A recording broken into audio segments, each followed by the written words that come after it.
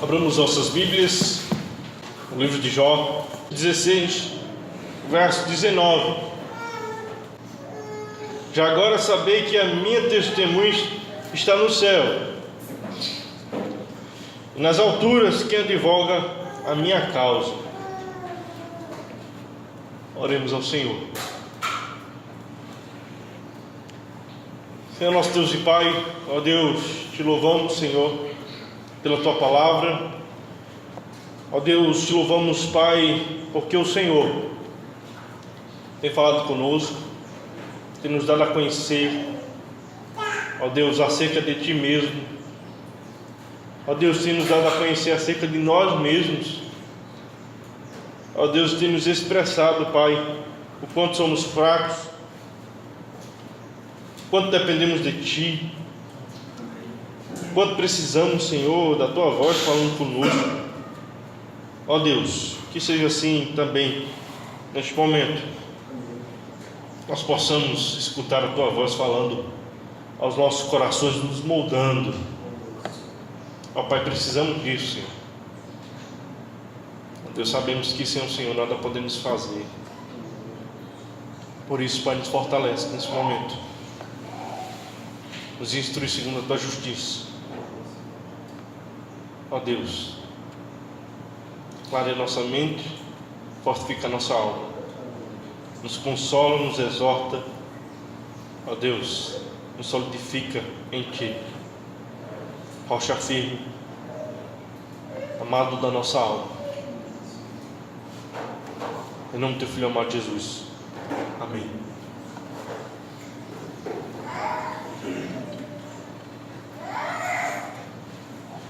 Nós temos exposto o livro de Jó. Nós temos pontuado algumas posições que encontramos no livro de Jó. Nós já vimos do estado de Jó. Nós já vimos a situação que Jó se encontra.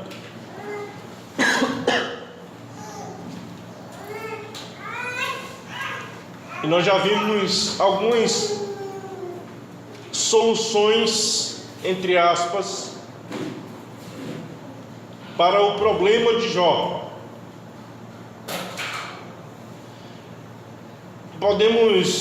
E nós analisamos que eram soluções totalmente superficiais a respeito do problema qual Jó estava passando. Jó moribundo, Jó tinha chegado ao fundo do poço, e Jó agora era feito de questionamentos e não de respostas. Ele só questionava, por que isso está acontecendo comigo? Por que essas coisas me sobrevêm? Eu, um homem justo, um homem íntegro, tenho passado por todas essas aflições, das quais eu só atribuiria a um homem ímpio. Mas o que acontece é que eu estou passando na minha pele algo que eu não entendo, eu não compreendo. Por mais que eu pense, eu não consigo compreender e conceber por qual motivo eu estou passando por isso. E ele diz: olha, melhor do que ficar nesse sofrimento e sem ter a resposta que satisfaça a minha alma, é melhor que eu morra. E ele começa a desejar e chamar pela morte, dizendo: morte, vem ao meu encontro, morte, vem sobre mim. Ele diz: eu seria tão feliz se ela viesse, mas eu chamo e clamo por ela e procuro ela como um sedento que clama por água, e ela não vem. E nós vemos que isso tudo, a morte não vem, o estado de Jó é um estado tão horrível e horrendo, né, que certamente qualquer outro que passasse por essa condição morreria. Mas o Senhor falou: olha, poupa-lhe a vida, nos mostrando que a nossa vida está nas mãos de Deus e não de qualquer outra situação. A chave da morte, a chave da vida está em Deus, não em qualquer outro ser, não em nós mesmos. Nós não conseguimos encontrar essa chave. Mas aí nós vemos que os amigos de Jó, na sede de ganhar Jó para se autossatisfazer, eles começam a proferir discursos que continham acusações contra Jó. E essas acusações, elas vão da mais leve até a mais pesada, acerca do caráter de Jó, contrariando o que Deus já havia afirmado acerca do próprio Jó, contrariando até o que o Satanás ele tinha contemplado na vida de Jó, e que os amigos de Jó não conseguiram compreender. E eles tentam dar consolo a Jó. O tema da mensagem é um evangelho da mediação, que é o evangelho da mediação. Esses homens, eles vêm com soluções medianeiras que são totalmente estranhas ao espírito do evangelho verdadeiro. Por quê? Eles começam a dar soluções para Jó, primeiro acusando, atribuindo o pecado a Jó, e depois oferecendo uma solução que o próprio Jó poderia confeccionar. E Jó diz a ele: olha, vocês, sabe o que vocês fazem de dia e de noite? Verso 2 do capítulo 16. Tendo ouvido muitas coisas como estas, todos vós sois consoladores molestos. Ele chega a essa conclusão dos amigos dele. Sim, cara, vocês são todos consoladores molestos. Eu já ouvi muita coisa de vocês, e ao invés de vocês me consolarem, vocês me atormentam de dia e de noite. Tudo que vocês estão falando não tem nenhum sentido. Preste atenção aqui.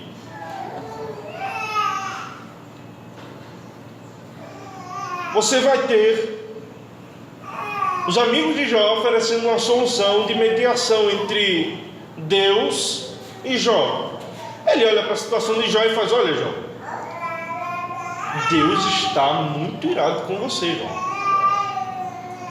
Você precisa fazer alguma coisa.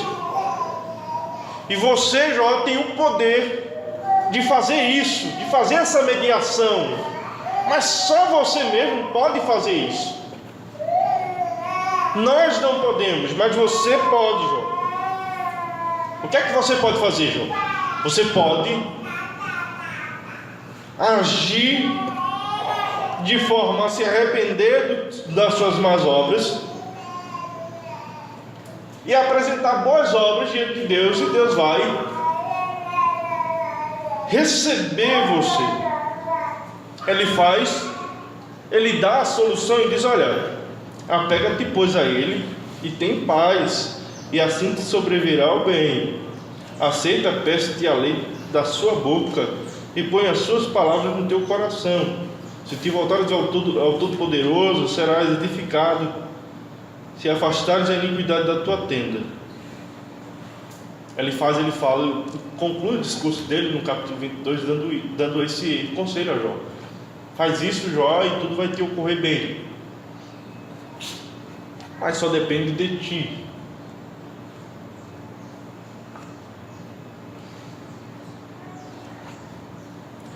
Bildade, ele fala: olha, se fores puro e reto, certamente logo despertará por ti e restaurará a morada da tua justiça. Tu, Jó, se tu for, se tu puder, se tu se voltar, Jó, apega-te, Jó. E Zofar, ele disse: olha, se dispuseres o coração e estenderes a mão para Deus, se lançares para longe a iniquidade da tua mão e não permitires habitar na tua tenda a injustiça, então levantarás o rosto sem mácula, estarás seguro e não temerás, pois te esquecerás dos teus sofrimentos e deles só terás lembrança como de água que passa. Ou seja, eles começam a apresentar a solução do próprio homem.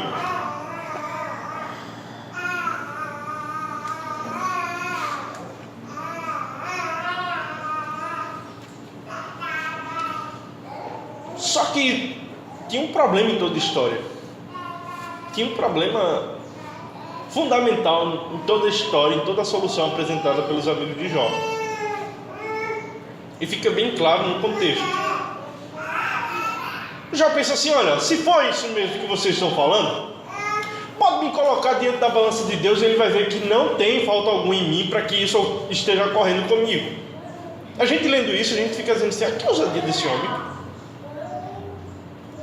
Mas ele pensa: olha, se esse evangelho da causa do efeito, se esse evangelho onde eu sou mediador de mim mesmo está correto, então pode me colocar na balança do Todo-Poderoso e ele vai ver que em mim não há falta alguma. Ele vai ver que não há nenhum motivo para ele estar fazendo isso comigo. E Jó diz assim: olha, não é possível, isso está errado, porque se isso é verdade, então a maior injustiça do universo está acontecendo comigo, porque eu sou o que vocês poderiam considerar como o melhor mediador entre Deus e eu, porque eu sou um homem justo. Mas Jó é surpreendido de tal modo que ele diz: olha, o mal que eu mais temia, esse me sobreveio. Então tem alguma coisa errada, porque eu temia que isso acontecesse comigo, então eu fazia pacto com meus olhos, eu oferecia sacrifício, holocausto por mim, por meus filhos, porque todavia eles poderiam ter pecado, mas eu tinha certeza de que eu estava em falta com Deus e deveria retribuir o pecado que estava cometendo, que estava nos trazendo ira. Mas ele disse: mas olha o meu estado, se é isso mesmo que vocês estão falando, então eu não entendo o que está acontecendo comigo, porque eu sou tudo isso que vocês estão dizendo que eu não sou.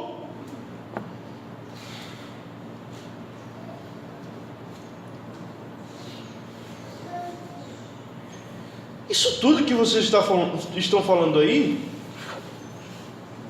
eu não sou. Vamos ver o capítulo 27.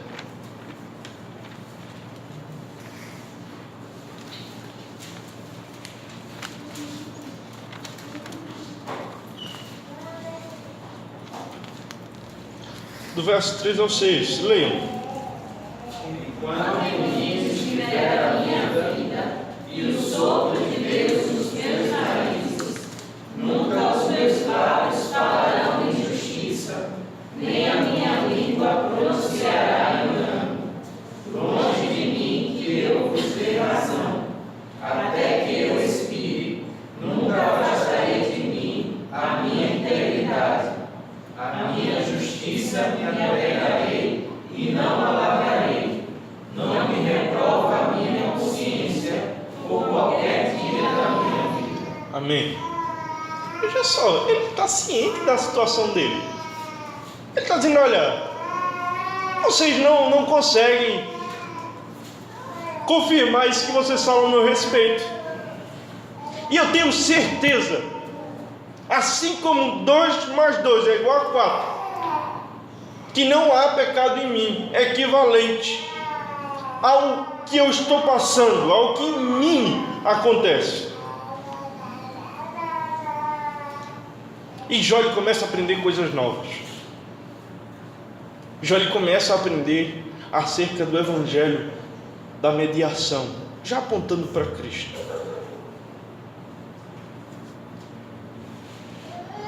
Não, falta algo em mim, então tem alguma coisa errada. Tem alguma coisa errada. Tudo que vocês falam são palavras ao vento. O que vocês falam é totalmente irreal, não tem objetivo nenhum. Vocês falam, mas não sabem o que está acontecendo comigo. Vocês atribuem falsidade ao meu caráter, ao meu respeito, para poder justificar a teologia de vocês. Mas se vocês fossem eu, vocês veriam que vocês estão totalmente equivocados.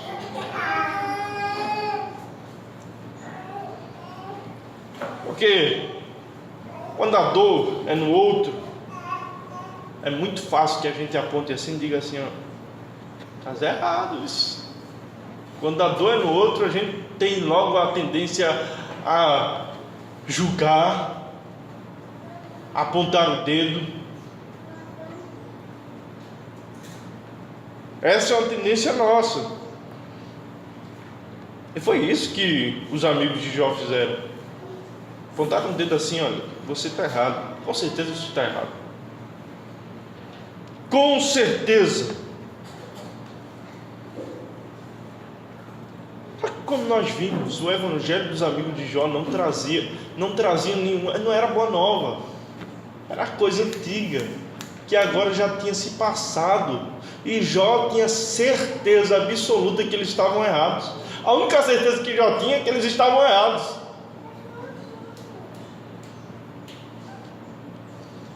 E depois Deus confirma isso no capítulo 42, verso 7, dizendo, olha, a minha ira se acendeu contra ti e contra os teus dois amigos. Ele faz, dizendo para ele faz.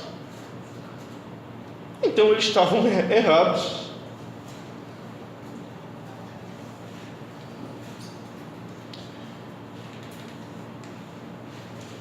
Jó, ele começa a apresentar, ele começa a assimilar e começa a nos dar ideia de um evangelho e de uma ciência que vai além desse tempo de Jó.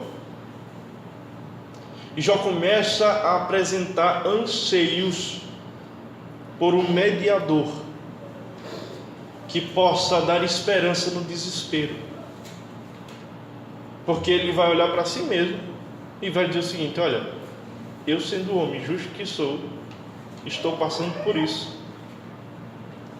Aí ele diz assim, opa, então quer dizer que eu, mesmo em toda a minha justiça, toda a minha integridade, eu não consigo dar conta de mim mesmo. Aí ele vai começar agora a dizer, eu tenho que ter um mediador. E essa é a grande didática de Deus. Em meu sofrimento, Ele faz com que o homem perceba que não é nada, mesmo na sua justiça, mesmo na sua própria justiça, que são trapos de imundícia, e que o homem pensa que é alguma coisa. Deus pega, bate e diz, olha, você vai perceber que não é nada. E o homem, a partir desse momento, ele começa a ter insights de que precisa de um mediador, porque mesmo em sua justiça, ele não passa de um verme.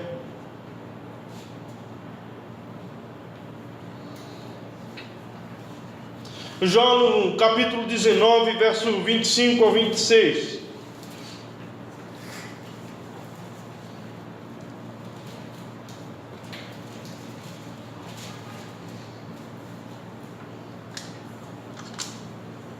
Já vai clamar e vai dizer, olha, porque eu sei que meu Redentor vive, e por fim se levantará sobre a terra. depois de revestido esse meu corpo de minha pele, em minha carne verei a Deus. Ele começa agora a dizer: opa, meu Redentor vive. E ele começa a entender que precisa de uma mediação entre ele e Deus. Ele começa a perceber que, diferente dos seus amigos, ele agora não poderia se justificar por obras. Não dá para se justificar por obras. E ele começa a nos ensinar o evangelho da mediação.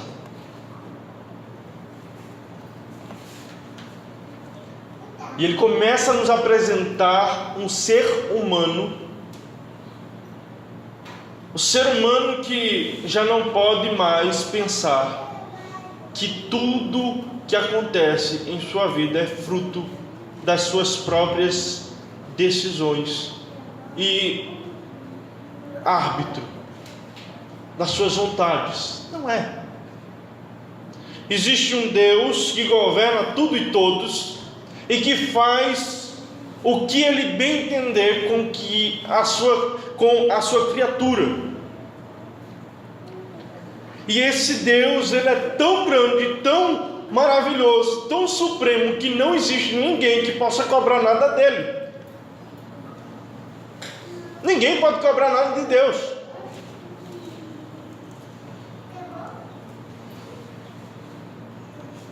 Precisamos de um mediador. E já percebe isso? Eu preciso de um mediador. E ele vai chamar o mediador de testemunha. Eu preciso de uma testemunha. Nós sabemos que Paulo fala a Timóteo dizendo: olha, porque há só um mediador, há um só Deus e um só mediador entre Deus e os homens, Jesus Cristo, homem. Nesse contexto que Paulo está falando de Timóteo, ele está falando das autoridades. Ele está dizendo o seguinte: olha, a autoridade, por mais alta que ela possa ser, por mais poder que possa ser investido, a autoridade, ela não pode ser medianeira entre ela mesma e Deus. Ela precisa de um mediador. Antigamente se pensava, principalmente em Roma, que os Césares, eles eram quase como deuses. Alguns pensavam que eles poderiam fazer a mediação entre eles e o Ser Supremo. E já diz: olha, há um só mediador, por mais que você possa ser autoridade, há um só mediador entre Deus e os homens, Jesus Cristo homem. Então vai tirando essa ideia que é falsa.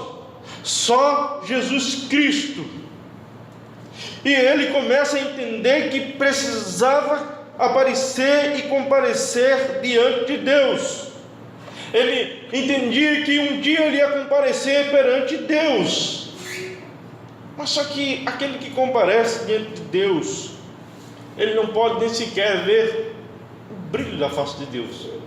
Pois aquele que olha para a face de Deus sem o mediador certamente vai perecer. Moisés, tão amigo de Deus, pede: Senhor, deixa eu ver tua face. Ele diz: não poderás ver a minha face, porque homem nenhum verá a minha face e viverá.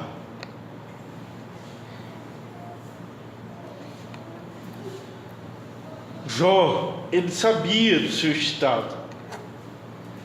Ele diz o seguinte: olha, por mais que eu seja íntegro, seja homem justo,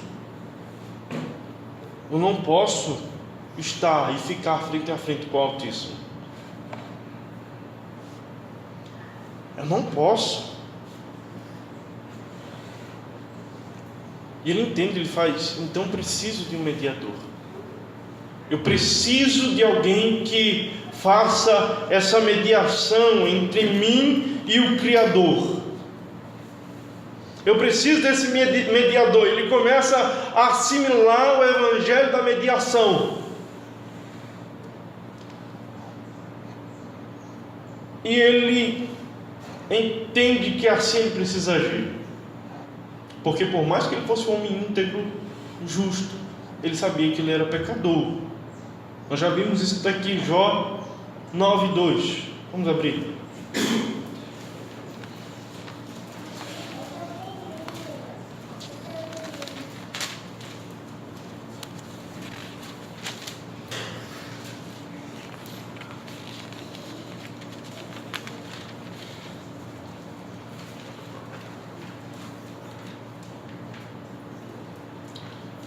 Vamos ler todos. Todos. Na verdade, sei que assim é, porque como pode um homem ser justo para Deus? 15 agora, o 15. A ele, ainda que eu fosse justo, não lhe responderia. Antes, ao meu juiz, pediria misericórdia. Então ele sabe que ele não é justo. Ainda que eu fosse justo, ainda que eu não tivesse pecado, ele entende, ele faz, não dá para responder a Deus, porque ele é totalmente outro. Romanos 3:23 diz que todos pecaram e carecem da glória de Deus. Eles carecem da glória de Deus sobre a sua vida. O fato é que o abismo que existe entre Deus e a sua criatura é infinito. Existe um abismo espiritual, moral e ontológico. O ser humano, ele é distantíssimo de Deus em relação ao seu estado espiritual, ao seu estado moral e ao seu estado de ser. Deus é santo, o homem é pecador. Existe uma distância muito enorme, infinita. E o homem que pensa que pode chegar a Deus sem uma mediação, ele é um tolo. O homem que pensa que por suas próprias obras ele pode chegar a Deus e ele pode suprir essa necessidade infinita entre o homem e Deus, ele é um tolo, ele não sabe o que está fazendo, ele não sabe como está vivendo. O evangelho das obras, ele é um evangelho fajuto. Ele não supre a necessidade, ele não entende que existe uma necessidade a ser suprida, e essa necessidade é infinita. Deus é santo. E Jó, ele vai dizer o seguinte: olha, eu preciso de um mediador. E olha a grande sacada de Jó. Ele vai dizer: eu preciso de um mediador. Mas quem é que vai mediar a minha causa? Quem é que vai mediar a minha causa? Quem é que vai suprir essa distância imensa, esse infinito que há entre a criatura, o ser Jó e o ser de Deus? Quem é que pode fazer isso? E ele já vai dar reflexo da nossa realidade em Jesus Cristo. Ele vai perceber primeiro que Deus é santo.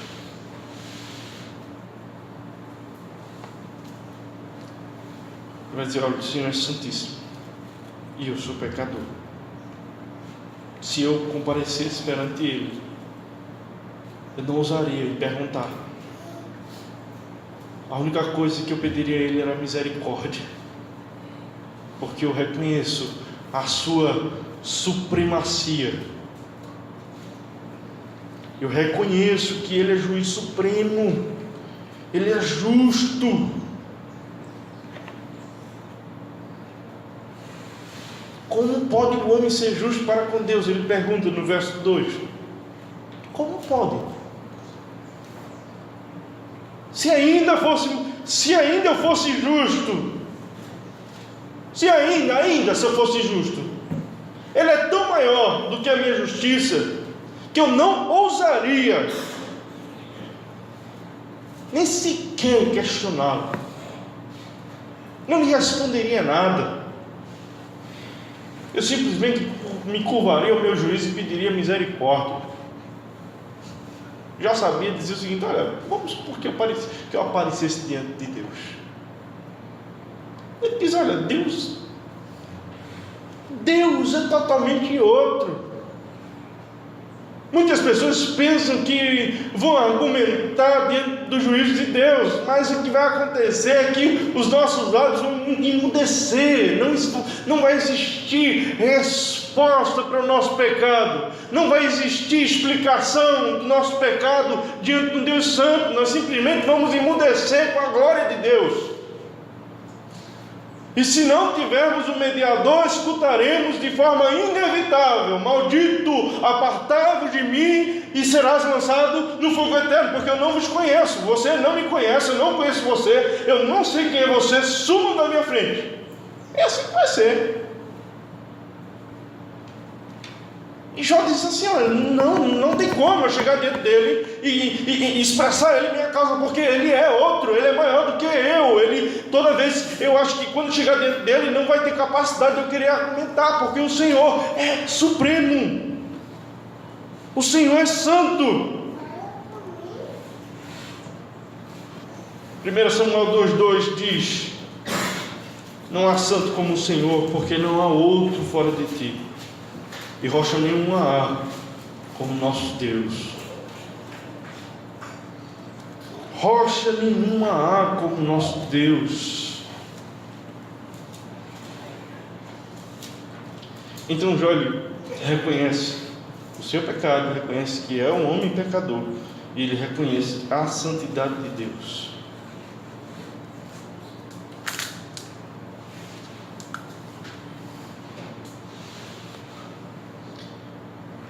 E Jó agora vai começar a refletir que ele necessita de uma mediação.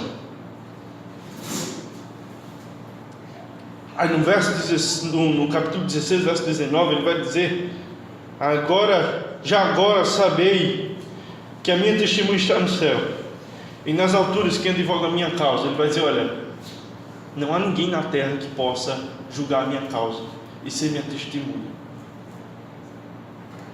Ele diz: tenho que arrumar uma testemunha no céu. Eu tenho que arrumar alguém que possa interceder por mim,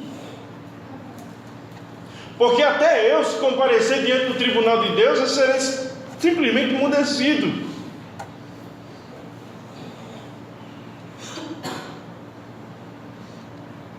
As insinuações dos amigos de Jó não conseguiram fazer Jó de modo algum perder as suas convicções de integridade. Jó sabia que tudo que estava acontecendo era totalmente inexplicável na visão humana.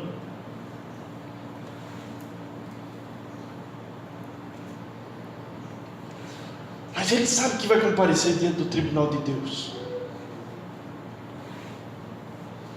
Ele sabe que precisa, para ter resposta, comparecer diante do tribunal de Deus e alguém julgar a sua causa, ser testemunha ao seu favor.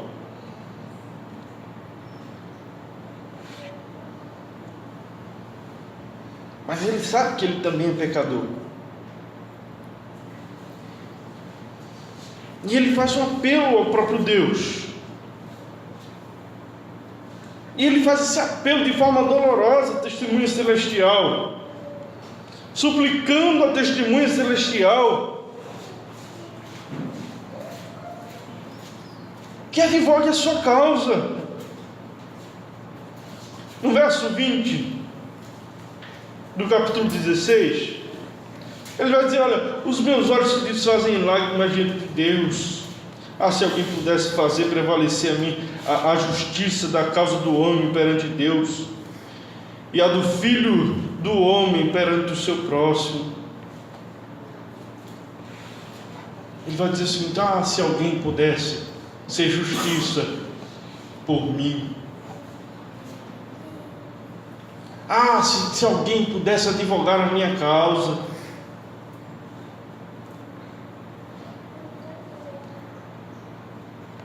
Interessante que Jó, ele não atribui em nenhum momento, mesmo não conhecendo a cena celestial, onde acontece a demanda satânica, mesmo sabendo que tudo isso que vinha sobre a vida dele era totalmente incompreensível, ele não sequer coxia no pensamento de que o diabo era que tinha o poder e estava fazendo tudo aquilo. Em todo o discurso de Jó, a gente vê um diabo fraco, um diabo que não deve ser considerado soberano. A gente vê um diabo que está totalmente atrelado à soberania de Deus, e ele diz: olha, eu não quero saber do diabo, eu quero saber sobre os propósitos do porquê está acontecendo comigo.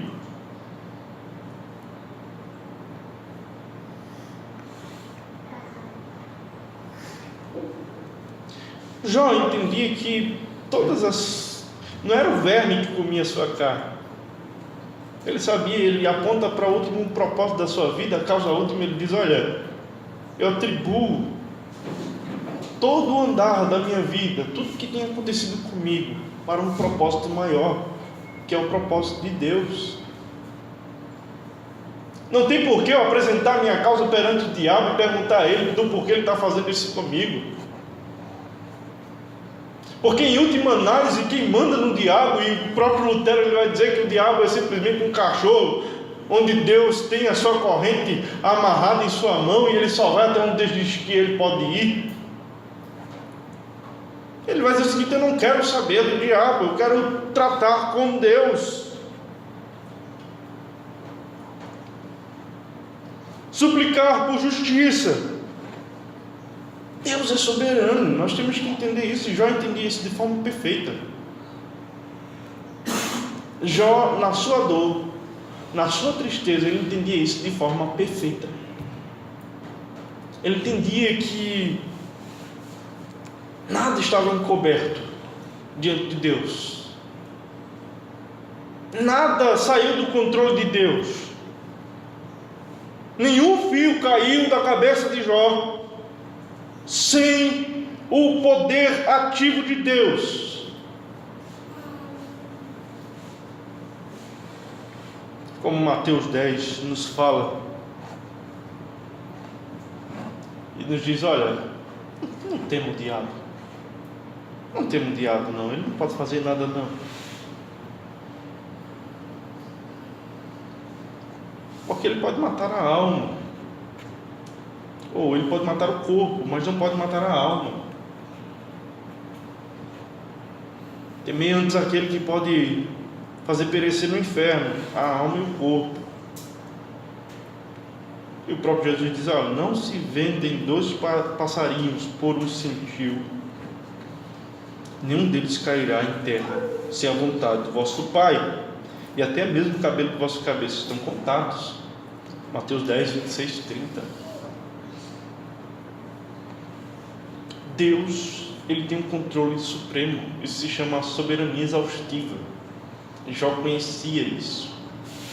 Só que Jó conhecia isso de um modo totalmente diferente. Jó conhecia isso de um modo totalmente diferente. Quando a gente olha para Jó falando a respeito dessas coisas, a gente vê um ser que chegou ao fundo do poço e ainda continua confiando na soberania de Deus. Às vezes a gente está com um problema tão pequeno em relação aos problemas que Jó enfrentou aqui. Nós pensamos diferente. Nós queremos agir de forma própria, nós queremos dar jeito, e nós não confiamos na soberania de Deus. E Jó, mesmo estando num caco, igual aquele que ele tinha na mão para se coçar, ele reconhecia a soberania de Deus. Ele sabia que dependia de Deus para tudo.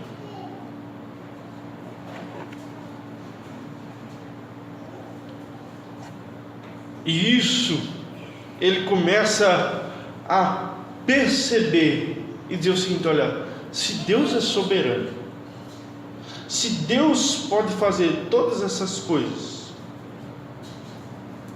eu preciso de um advogado que esteja à sua altura para advogar a minha causa com o próprio Deus.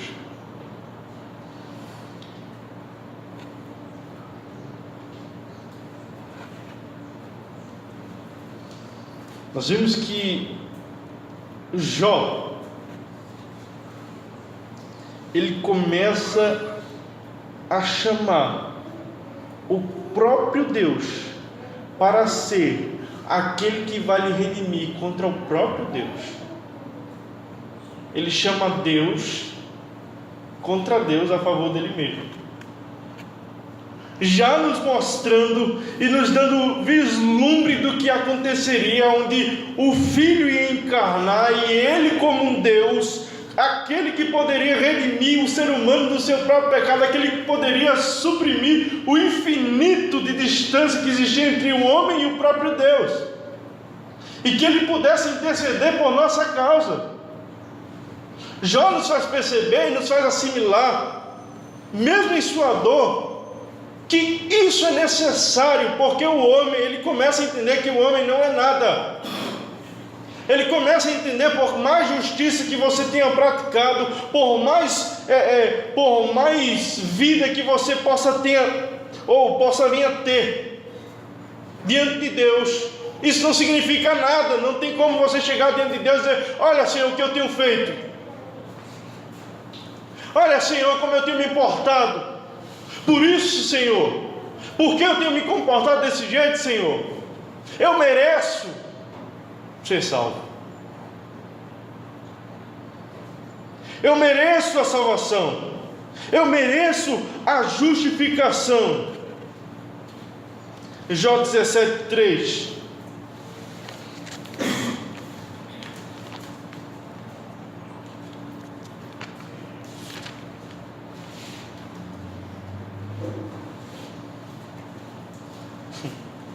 Ele vai expressar essa realidade.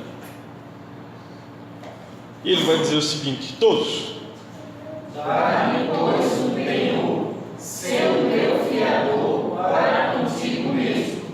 Quem mais haverá que se possa comprometer comigo?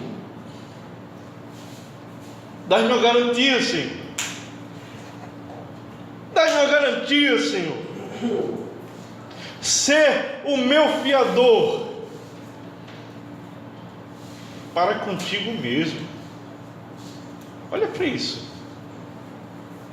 Ele olha na terra e diz: não há ninguém que possa resolver minha causa, não há obra que possa me justificar perante Deus, não há vida mais santa que possa me lançar diante de Deus, para que eu possa simplesmente chamá-lo ao meu encontro e dizer o seguinte: olha, eu mereço ser justificado.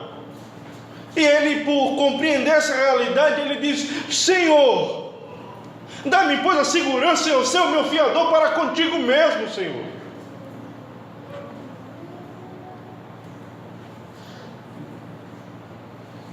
Jó apela para o próprio Deus, contra o próprio Deus. Ser penhor, ou ser garantia. A penhora é garantia. Vocês lembram o caso lá de Judá?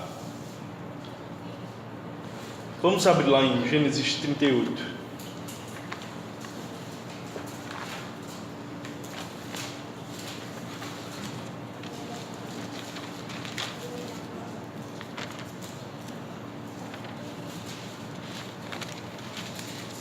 Gênesis 38, do verso 15 ao 18.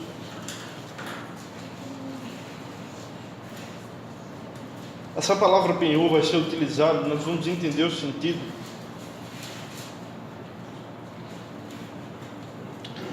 Vendo ajudar, teve por meretriz. Vendo ajudar, teve por meretriz, pois ela havia coberto o rosto. Isso lá é a sua nora. Então se dirigiu a ela no caminho e lhe disse: vem, deixa-me possuir-te, porque não sabia que era sua nora. Ela respondeu: que me darás para coabitares comigo?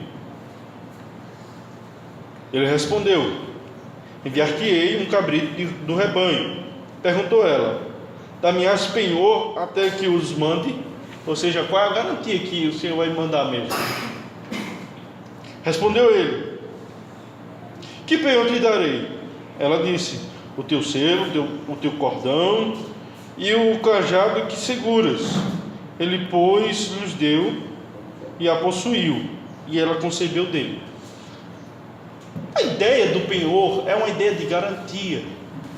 E Jó vai perceber o seguinte: olha, a minha única garantia,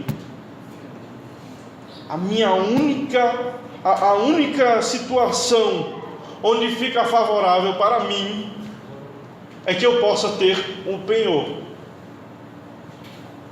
E esse penhor, ele não pode vir da terra, porque eu olho para todos e todos devem a Deus. Todos devem a Deus. Eu olho para tudo e todos devem a Deus. Deus é maior do que todos eles. Em nenhum há salvação. Não há. Os deuses das nações vizinhas eram menores do que Deus.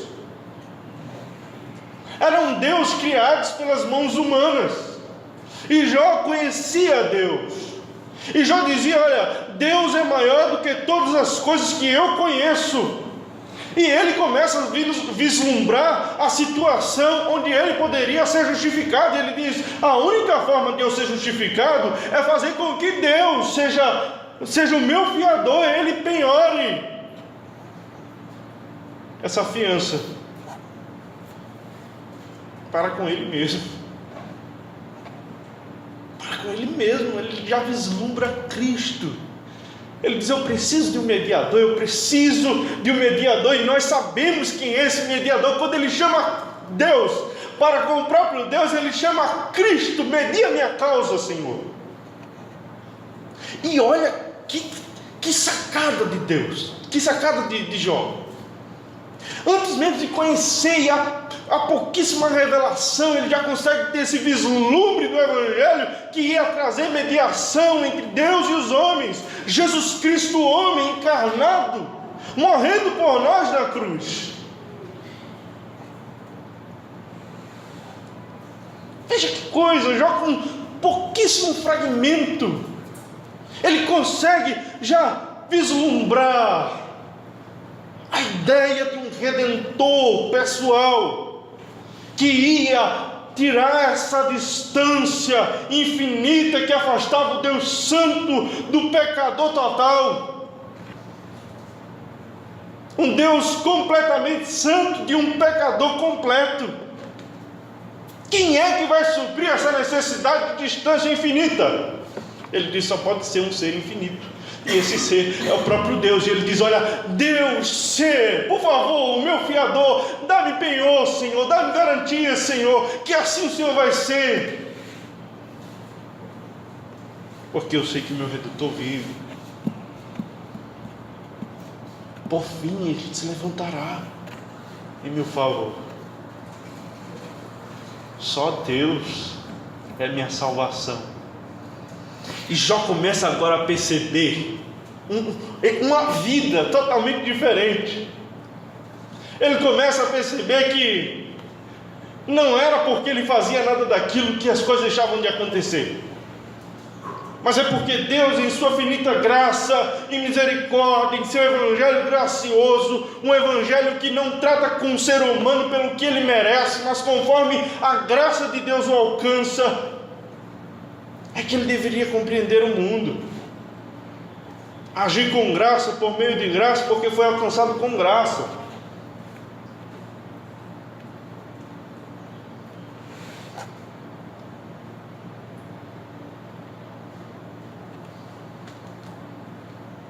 Nós temos que entender essa perspectiva que Jó ele começa a ter do próprio Deus, para podermos nos humilhar diante dele.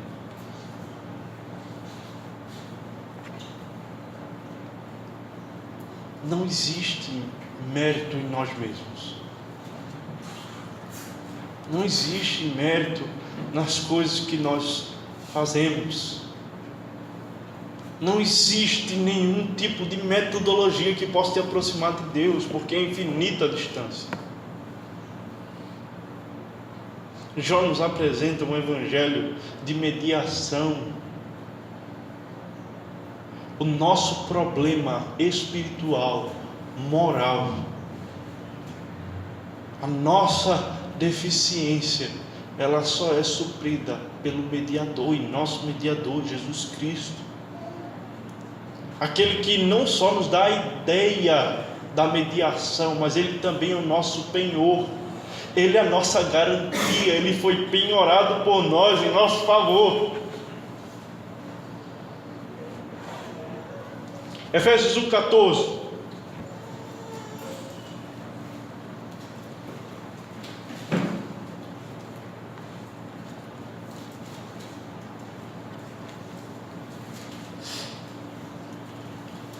O qual é penhor da nossa herança, para a redenção da possessão adquirida, para louvor da sua glória. Cristo é a nossa garantia. Não existe outro. Qual é a certeza que você tem? Eu pergunto a você mesmo, qual é a vida mais santa que você possa viver, que vai te justificar diante de Deus?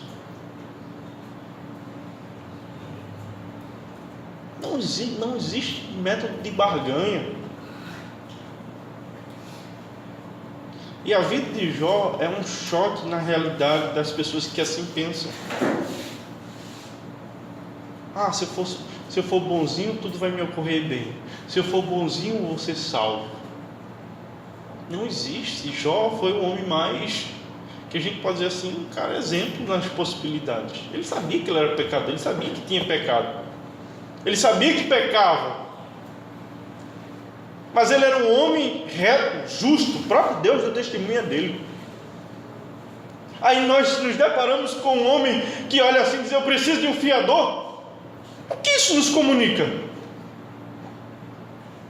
Isso nos comunica que se Jó, em toda a sua integridade, em todo testemunho dado pelo próprio Deus, ele teve que solicitar a intervenção divina acerca da sua causa, acerca do seu pecado, acerca da sua condição. Quanto mais nós.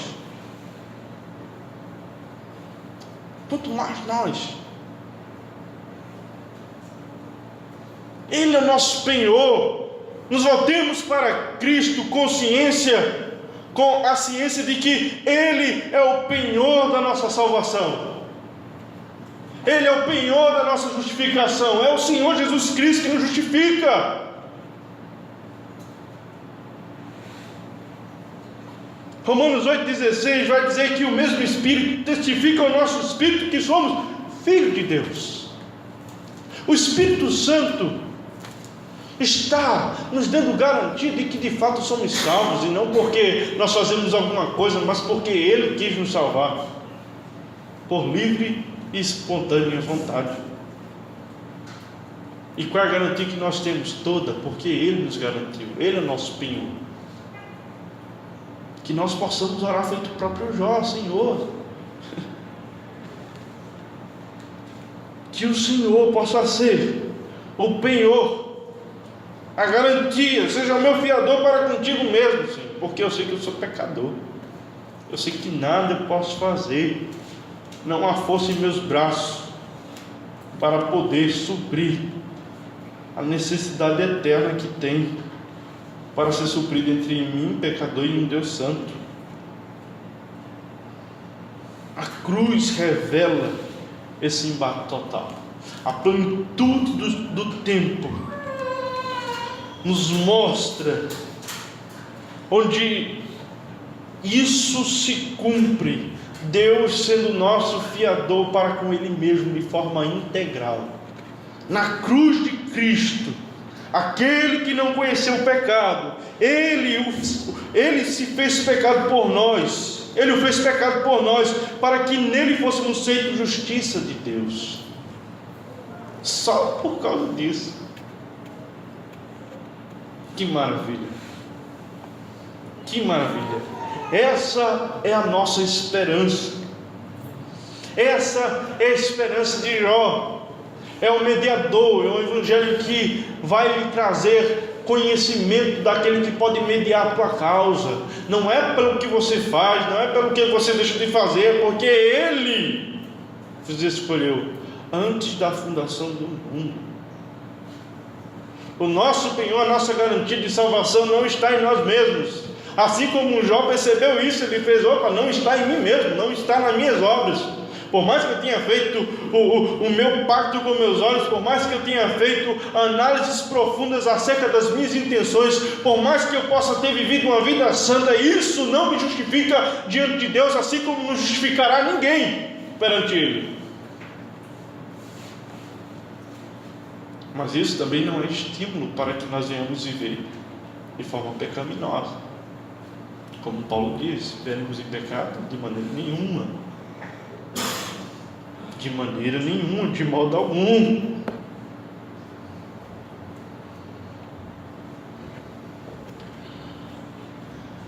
Que venhamos ter a certeza de que estamos aqui cientes do privilégio de termos o penhor, aquele que pode ser o nosso fiador.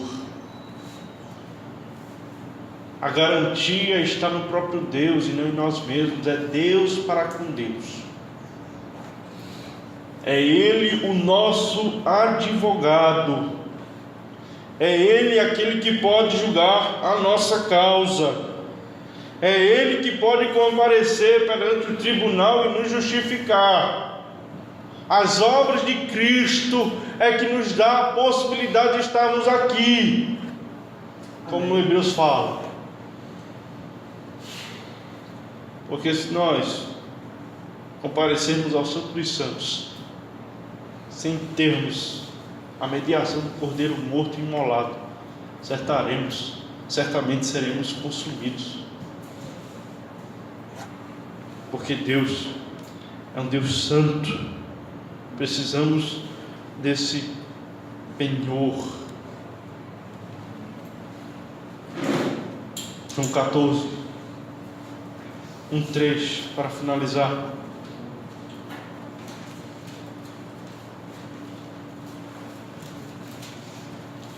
Vamos aí mostrar aqui a nossa convicção da mediação de Jesus Cristo. É a verdade que nos dá conforto em nossos dias mais agudos, de dores mais intensas, momentos de aflição. Mesmo quando a nossa fé vacilar, mesmo quando as coisas parecerem desesperadas e nos desesperarem, nós precisamos lembrar que existe um mediador e que julgará a nossa causa e que não nos deixará, não nos desamparará. João 14, 1:13, do 1 ao 3. Não se turbe o vosso coração, credes em Deus, credes também em mim. Na casa de meu pai há muitas moradas, e se não fosse assim eu não vos teria dito: vou preparar-vos um lugar, e quando eu for e vos preparar lugar, verei outra vez e vos levarei para mim mesmo, para que onde eu estiver, esteja também vós. Amém? Vamos ficar de pé.